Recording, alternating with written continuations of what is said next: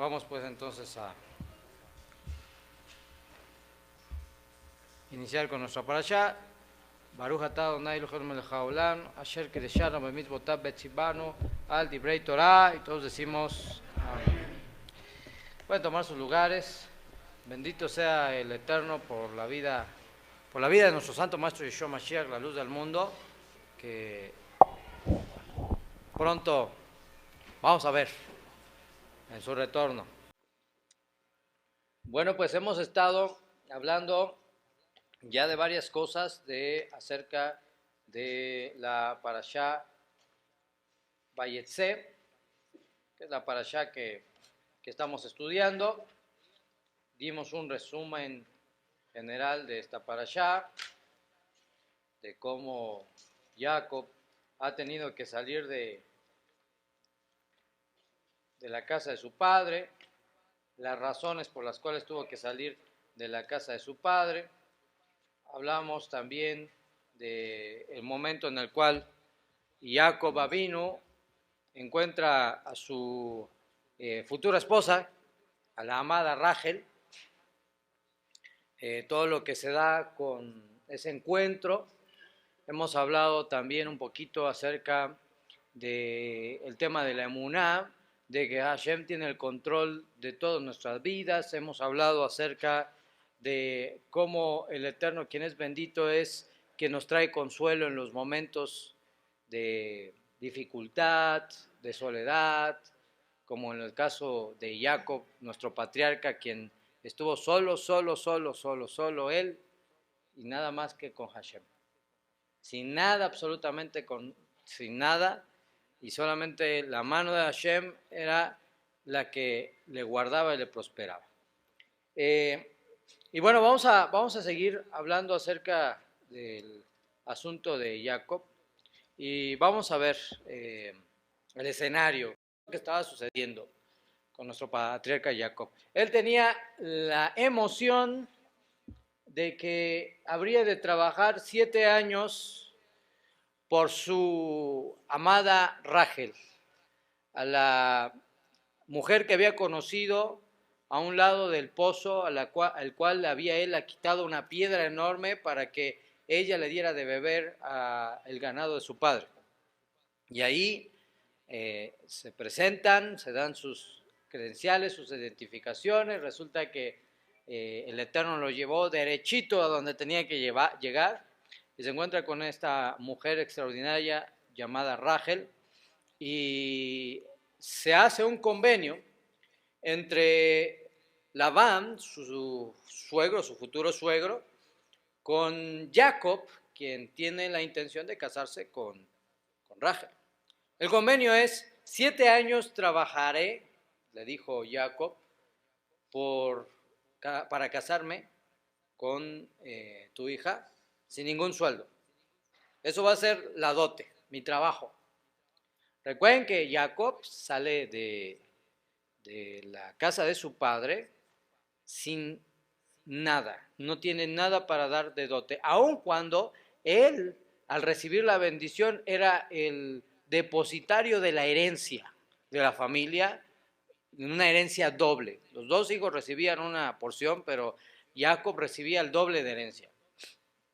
Aún a pesar de eso, Jacob sale sin nada, porque sale huyendo por la amenaza de muerte de Esaú, y por lo tanto cuando llega con Labán lo recibe, pero no lleva absolutamente nada para poder dar como una dote a fin de recibir a su futura esposa. Entonces, debido a eso se hace el trato, y el trato es que trabajaría 7 años para poder casarse con su esposa. Llega el momento de la boda, después de un tiempo prolongado de trabajo, 7 años que se dice, según la Torá, en el texto y en las palabras de la Torá, un tiempo que se le hizo días, no se le hicieron años, sino fueron días, y por fin llega el tiempo de la boda. Llega el tiempo de la boda, y resulta que después de ese festejo, donde hubo vino, donde hubo alegría, ahí en la noche se le lleva, como la costumbre, a los novios o a los esposos ya a la cámara nupcial, y en ese lugar todo oscuro, y Jacob con un poquito de vino de más se desconecta del asunto, y al otro día al despertar se da cuenta que no está con Rachel sino con su hermana Lía. Un evento que no fue menor, que causó un enojo. Y fíjense la discusión que se generó entre Jacob y Labán. Llegó Jacob y le reclama a su suegro: oye, ¿qué te pasa? ¿Por qué me dijeron que tú enviaste a Lía en lugar de Rachel? ¿Cómo es posible eso? ¿Cómo es posible que has hecho eso? Habíamos hecho un trato. Y entonces Labán, con una astucia tremenda, le dice: no es nuestra costumbre que la menor salga casada antes que la mayor. De hecho, si tú eres el primogénito, te toca casarte con la mayor, que es Lía, no Rachel. Y te aviso que Rachel la voy a casar con Esaf. Así le dijo. Imagínense. Te aviso que voy a casar a Rachel con Esaf.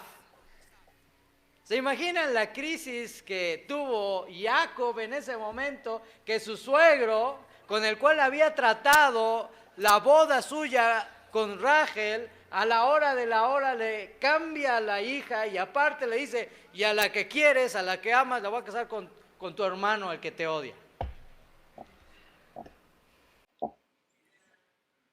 ¿Qué harías tú?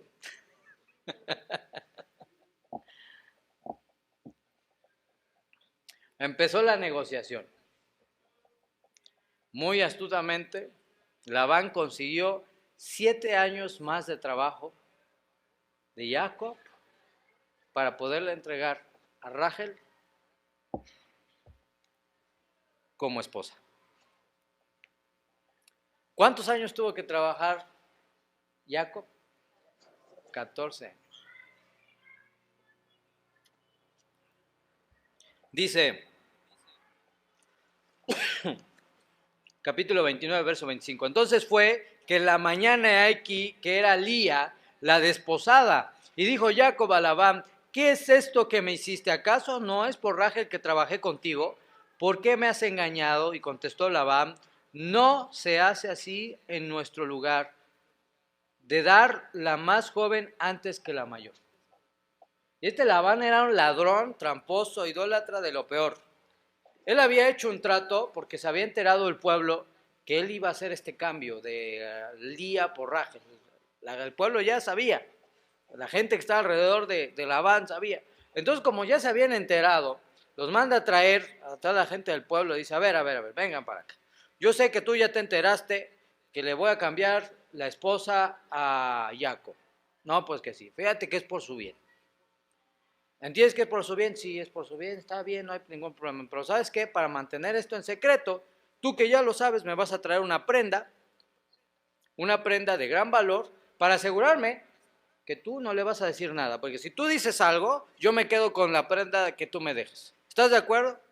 Sí, nosotros somos confiables. Llevaban y les llevaban joyas, les llevaban oro, les llevaban cosas de gran valor. Y este hombre, con esa plata, con ese oro, con esas piedras, pagó la fiesta de bodas.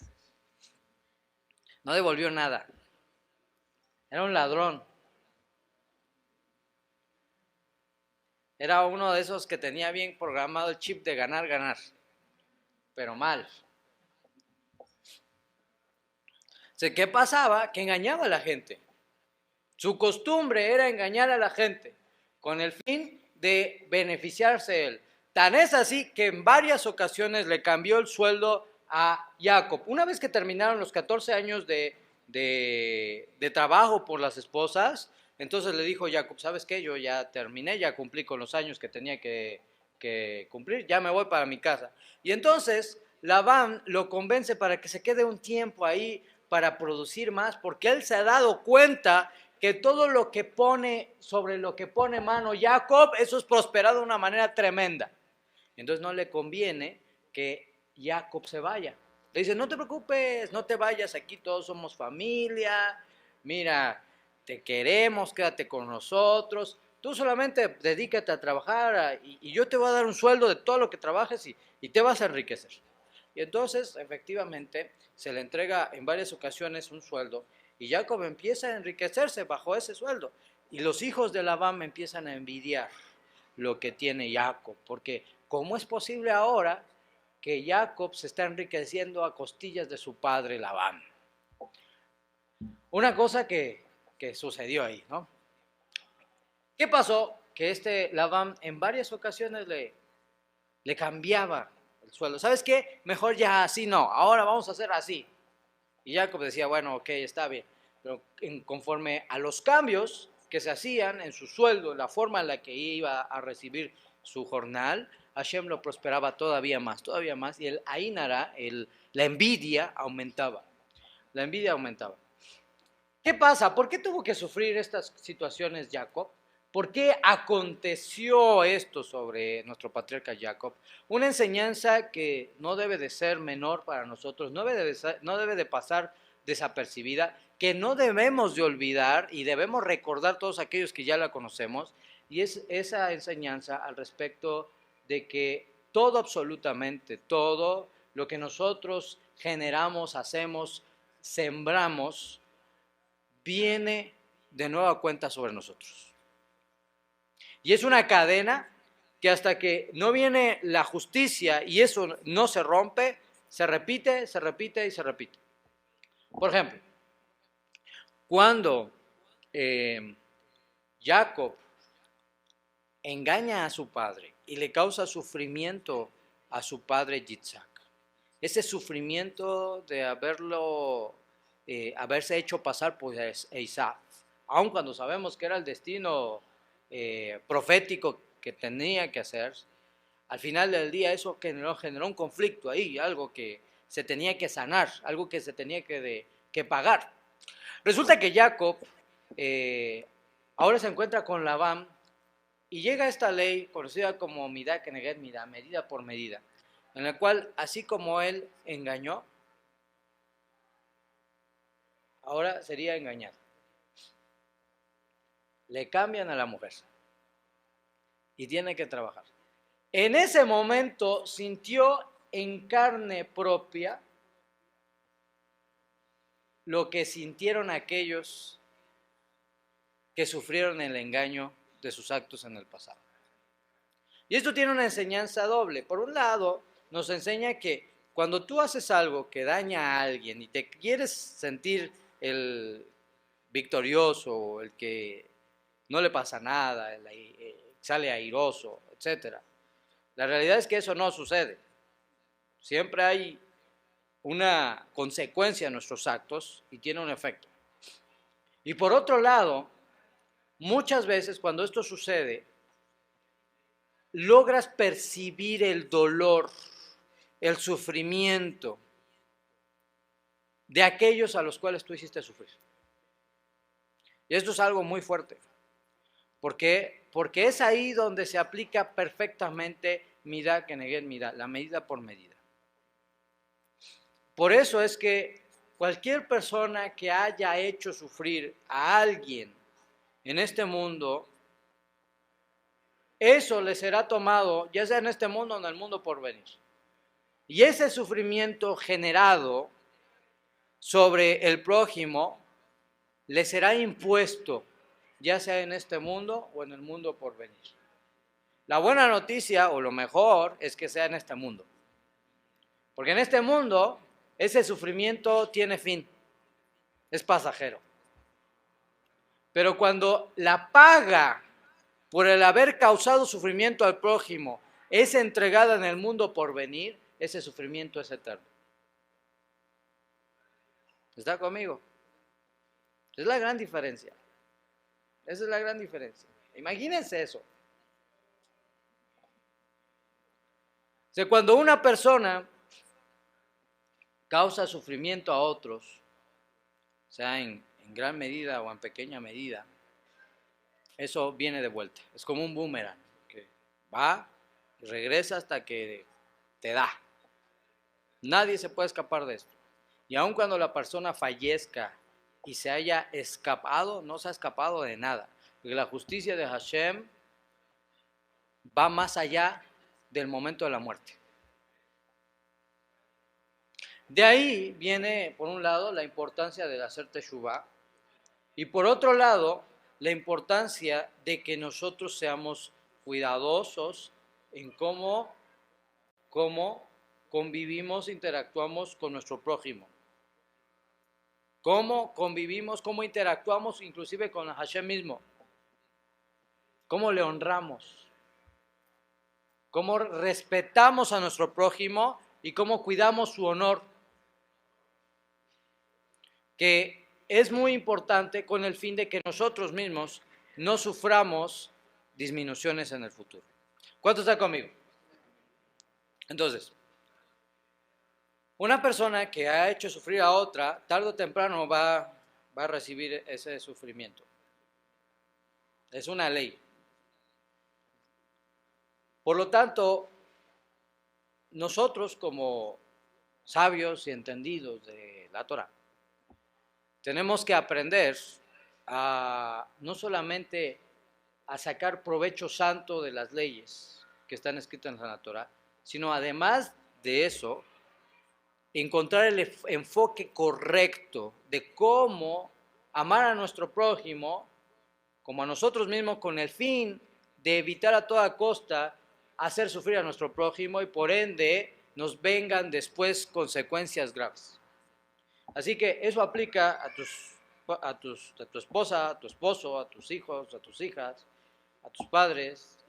Eso implica a tu prójimo, cualquiera, tu compañero, tu amigo, etc. Causar un sufrimiento inmerecido a nuestro prójimo va a traer por consecuencia un sufrimiento hacia ti. Engañar a nuestro prójimo va a traer por consecuencia que ¿qué? Que tú seas ¿qué? Engañado. Robar a nuestro prójimo va a traer por consecuencia ¿qué? Que te roben a ti. Hazme shalom. Matar, dañar los sentimientos de nuestro prójimo, abusar de nuestro prójimo, humillar a nuestro prójimo, va a traer por consecuencia que ¿qué? Que eso mismo te suceda a ti.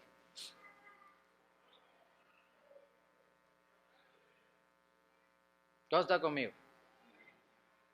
Y eso no caduca. Ahora, eso es de forma negativa. De forma positiva, cuando tú cuidas el honor de tu prójimo, cuando tú proteges el honor de tus maestros, cuando tú amas a tu prójimo, le das el asiento a la mujer que está embarazada, al anciano, a la anciana. Cada vez que tú haces Masin Tovim, que son muestras de amor y de justicia, en realidad estás sembrando para bien.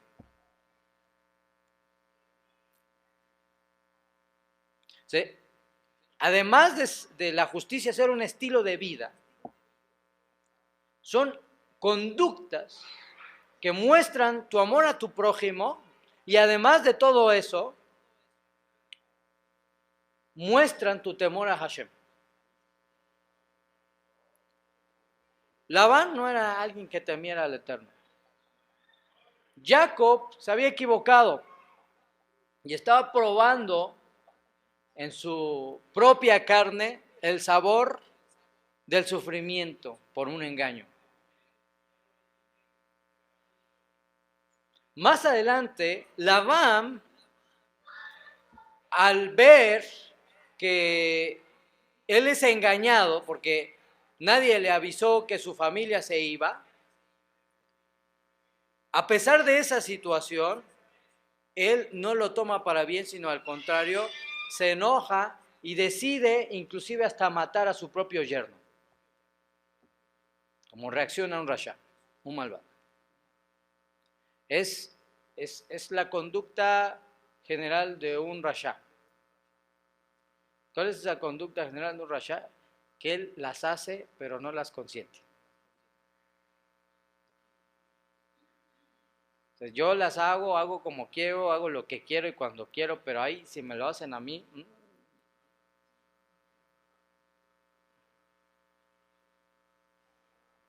El mismo Labán percibió ese dolor, el dolor que hizo sentir a Jacob. ¿Saben por qué? Porque cuando se fue Jacob, Labán se empobreció. Y su amor, su avaricia, el amor a todo lo que tenía, era tan grande que cuando se va Jacob, sintió el sufrimiento que le hizo pasar a todas esas gentes a las cuales había defraudado.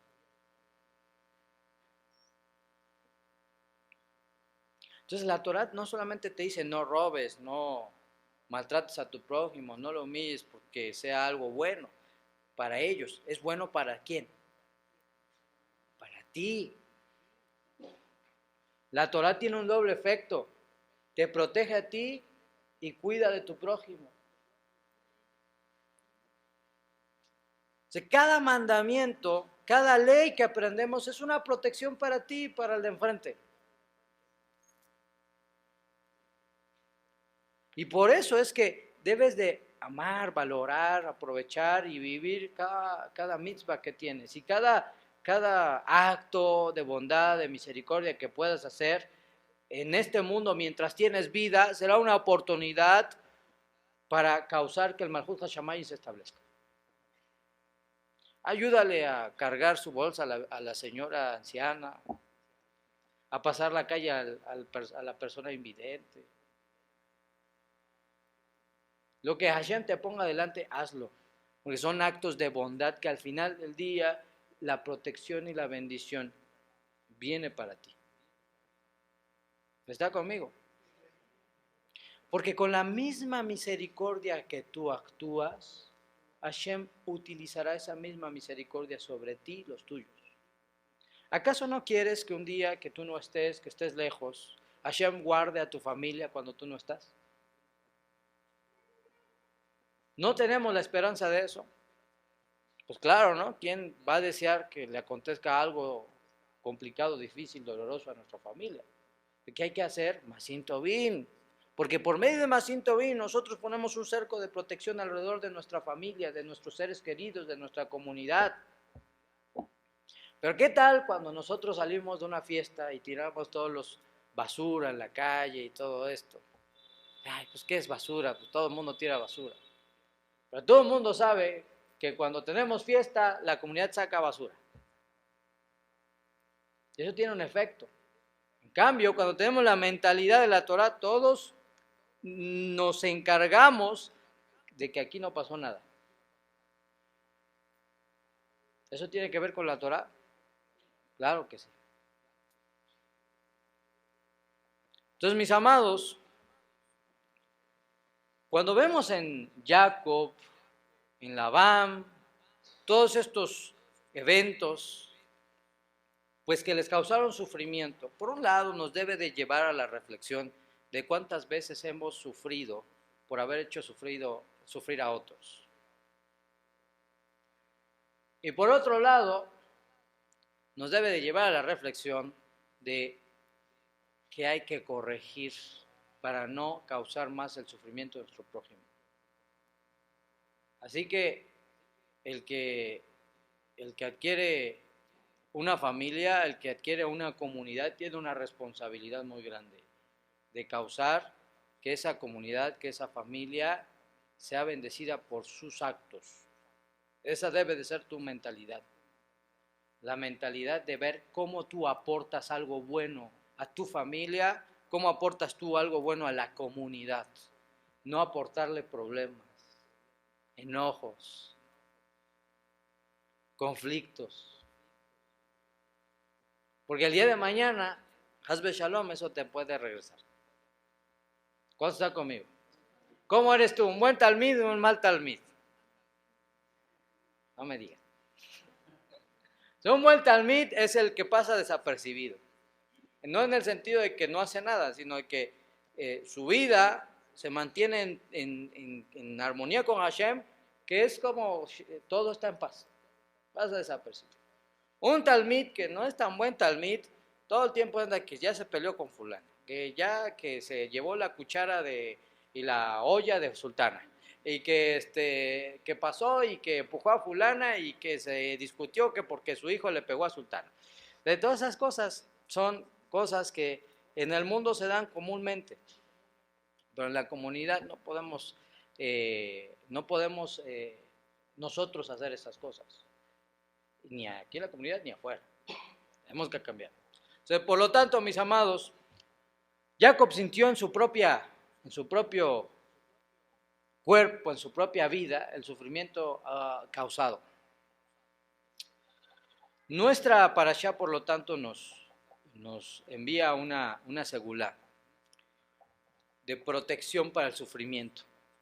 ¿Tú quieres ser protegido del sufrimiento? Bueno, pues no hagas sufrir a los demás. Así de sencillo. Así de sencillo. No hagas sufrir a los demás, en ningún sentido. ¿Por qué la Torah nos dice y nos manda que no debemos avergonzar a nuestro prójimo?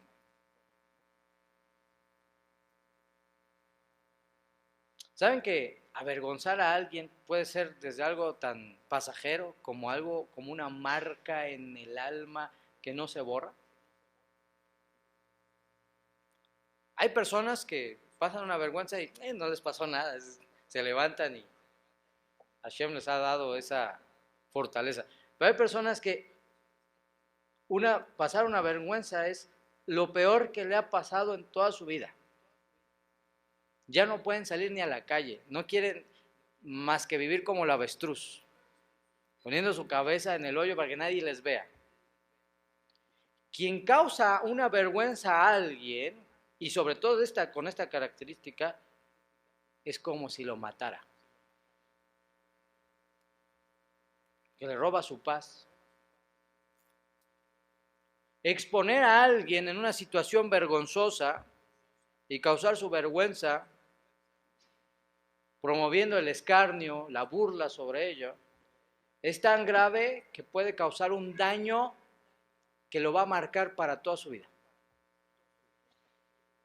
O sea, mucha gente tiene problemas de autoestima, resultado de sufrimientos como esto.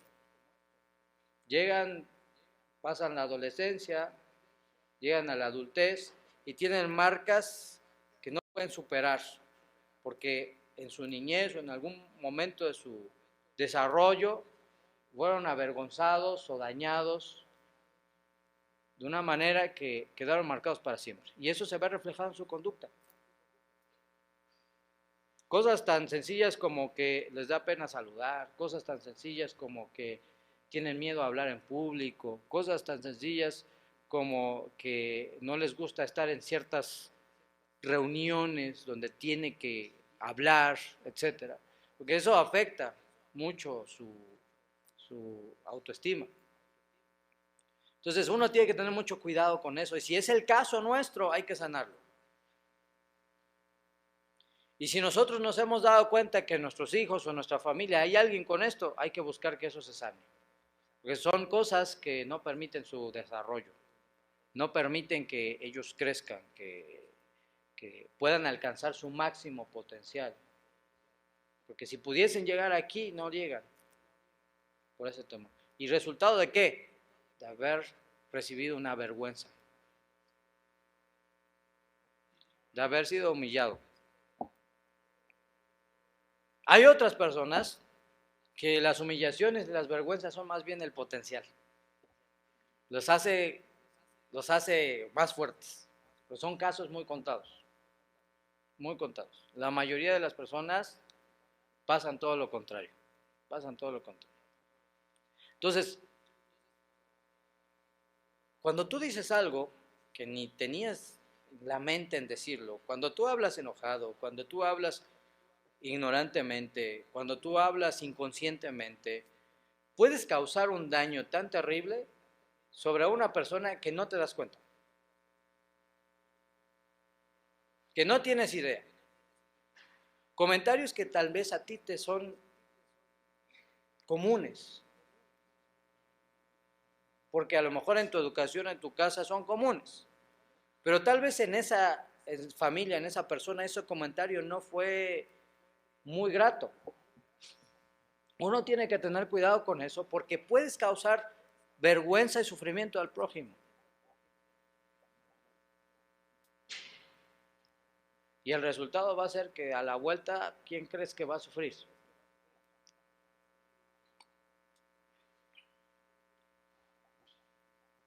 Entonces, mis amados, este asunto es más complejo de lo que parece. Y es de mucho cuidado. Por eso dicen nuestros sabios que el sabio es aquel que se detiene en hablar. El sabio es aquel que habla poco y hace mucho. Aquel que habla solo lo necesario. Aquel que se cuida de dañar a su prójimo, de no avergonzarlo, de no causar conflicto, de mantener la paz, de buscar formas de interacción con el prójimo que sean saludables, que sean correctas, que sean convenientes, que no causen sufrimiento. De esa manera mantenemos el equilibrio, la paz, la shalom en nuestra casa, en nuestra comunidad. Entonces hay que tener mucho cuidado con eso en casa. Entonces, si usted está adquiriendo ciertas costumbres en casa o con la familia que no son adecuadas, es tiempo de corregirlos, porque eso puede generar sufrimientos. Y eso puede desencadenar muchas cosas que a la larga pueden ser un obstáculo para el desarrollo personal, profesional y espiritual de los miembros de nuestra familia o de nuestra comunidad. Y que no debemos permitir que esto suceda, porque Hashem te ha hecho para alcanzar los cielos. Hashem te ha hecho para alcanzar cosas extraordinarias. Hashem nos ha entregado las naciones. Y si las ha entregado a nosotros, es donde nosotros estamos trabajando para que esto se haga realidad. Alcanzando metas, alcanzando propósitos, alcanzando las cosas que Hashem nos ha prometido. ¿Cuántos están conmigo? Si todo eso tiene que ver con que tengas un correcto concepto de ti mismo, el nivel correcto de ti mismo. No eres menos, tampoco eres más. Todos somos delante de Hashem en una medida perfecta. El mundo no estaría completo sin ti, sin mí, y yo no tengo lo que tú tienes y tú no tienes lo que yo tengo. Yo no puedo envidiar lo que tú tienes, ni tú puedes envidiar lo que yo tengo, porque somos hechos distintos. Hashem te ha dado más capacidad que yo en alguna cosa, y Hashem me ha puesto a lo mejor alguna cosilla por ahí que yo sirvo. Pero al final del día, cada uno de nosotros tiene su lugar en el servicio de Hashem. Que lo encuentres es tu meta. Por lo tanto, mis amados, hay que tener mucho cuidado con el hacer sufrir a la gente, porque esto va a generar a nosotros una disminución a la vuelta. Jacob lo vivió, Labán lo vivió, e inclusive Rachel misma lo vivió. ¿Qué hizo Rachel? Le escondió sus ídolos a su padre. Y la consecuencia fue grave. La consecuencia fue grave. Rachel no llegó a la tierra donde habitaban los padres de Jacob.